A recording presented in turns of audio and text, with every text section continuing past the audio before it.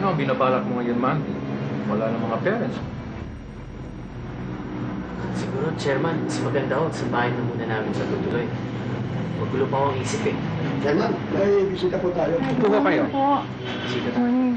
Good morning po. Upo ko kayo. Chairman, kaya po kami nandito.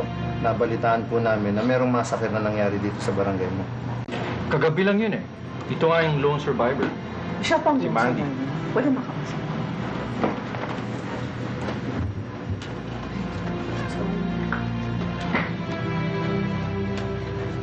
Mandy, naligtas ka. Jack, alam ni Lord na kaya mo. Alam ko may mission ka dito sa lupa. Be strong. Tandaan mo, narito kami para sa iyo. Gusto naming sabihin sa iyo, Mandy, nadakip na yung mga suspect. Kanina lang namin nalaman. Nabawi na nga namin lahat. Pati Cash. Identified ang mga suspects. Sina Junjun at Fred. Parehong sugapa sa droga. Inaalam pa kung meron ibang sangkot. Mabuti, Chairman, at nalutas agad ang krimen ito bago nakatakas sa mga suspects. Kasama mo ang mga pulis. Pati kami ang talagang nagbantay sa pier. Kilala ko mga suspects. Mga taga-probinsya sila at namamasukan bilang mga helpers sa bakery nitong mga biktima.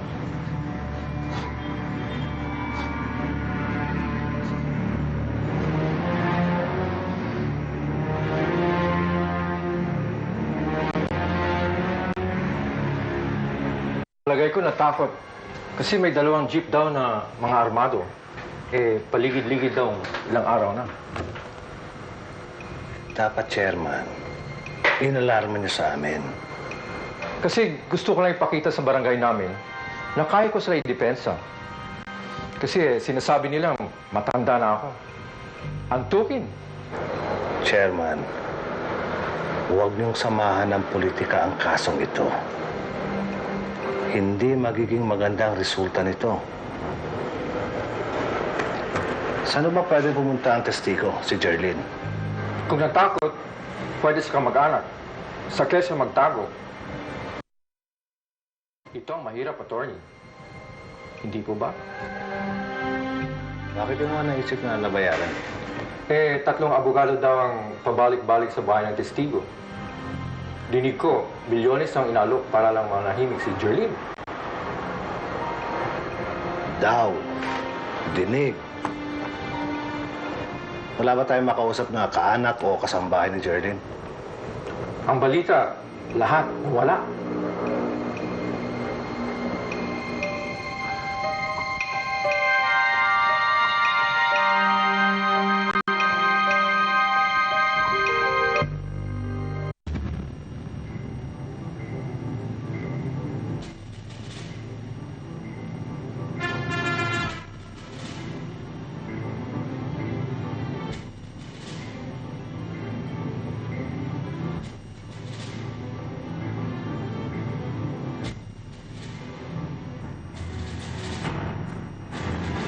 Duda ako, Ray.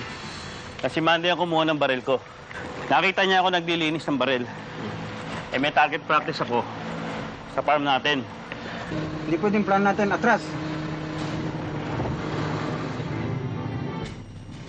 Alam nyo, Chairman, dito nakita ng mga tanod yung kanina eh. Saan nyo nakita? Chairman.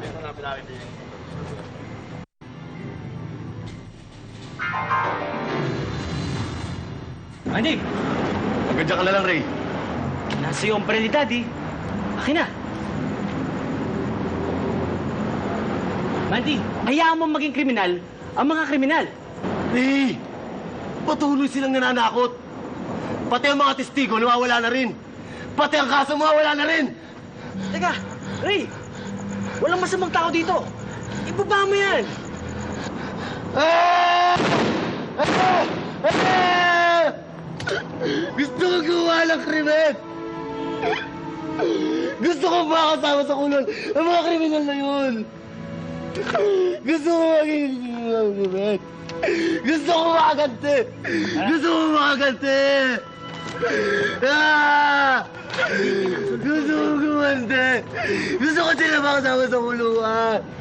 Gusto ko makasama sa kulungan. Gusto ko gumawa ng krimen! Ah! Totoo ang sinabi ni Miss Cory na hindi niya pababayaan ang kaso. Kaya mga kaibigan, maniniwala na ngayon si Mandy na mabibigyan ng katarungan ang nangyari sa krimen. Oh, Ray, katulad din yun ng tiwala mo sa panunungkulan ko sa barangay na ito. Alam mo, sana maraming kabataan katulad mo, Ray. 10 katulad mo, wala nang problema ang barangay na ito. Basta may tutulong kami, Chairman. Kahit anong oras. Kahit ang oras ko lang. Huwag kang mag-alala, Mandy. Hindi ka namin pababayaan. Tutulungan ka ng BACC. Lalaban tayo. Lalaban tayo. Marami rin naman po maganda pangyayari sa akin sa bahay na to eh. Siguro po, yun na lang po lahat ang isipin ko. Tamang sinasabi mo, Mandy. Kaya natin kalimutan ang masasamang panaginip sa buhay natin.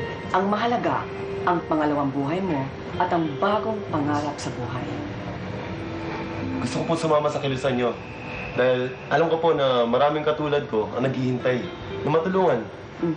Totoo, kung mas mabilis ang pagkilos natin, mas marami ang mabubuhayan ng loob. Para makaalis tayo sa pagiging biktima, dapat ay manindigan tayo at maging tagapagtanggol ng mga bagong biktima. Basta po kami, sa naging resulta nitong kaso na ito, talagang nadagdagan ang tiwala natin.